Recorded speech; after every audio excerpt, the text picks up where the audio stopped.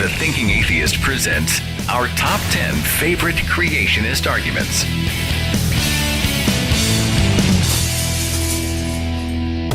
Number 1. Carbon dating isn't accurate to determine the age of the Earth. Well, perhaps that's why carbon dating isn't the preferred method for dating rocks and fossils. In fact, there are a great many methods of radiometric dating that accurately measure the decay of radioactive elements in rocks, meteorites, and fossils.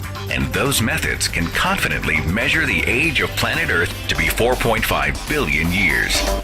Number 2. You can't prove evolution. As opposed to proving the young Earth theory from primitive anonymous documents? Well, actually, man has unlocked the world of genetics to reveal that all living things have and do evolve, and that similarities exist between the DNA of plants, animals, and humans alike. Evolution is observable, provable science. To quote the famous evolutionary biologist Stephen Jay Gould, creationist critics often charge that evolution cannot be tested and therefore cannot be viewed as a properly scientific subject at all. This claim is rhetorical nonsense.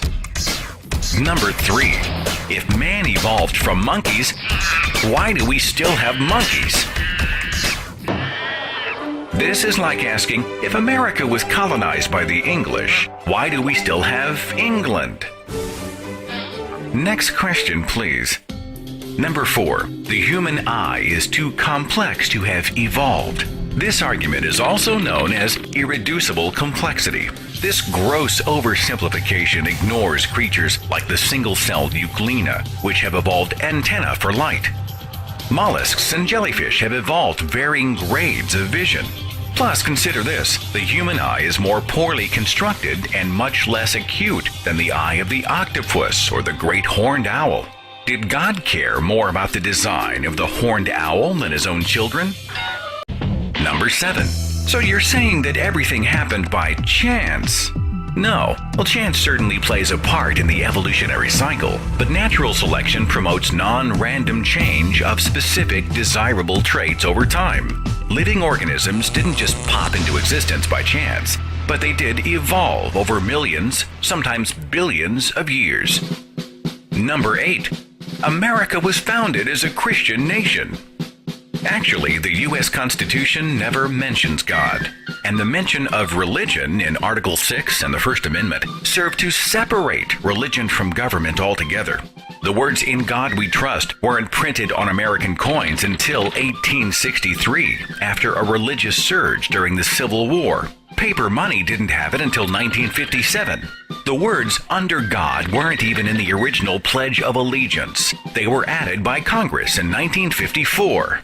And many of our founding fathers were either deist or ambivalent about the Christian God, including Thomas Jefferson, Benjamin Franklin, James Madison, John Adams, Thomas Paine, and even George Washington. Number 9. The second law of thermodynamics. We love this argument because it is thrown out so flippantly and with so little understanding.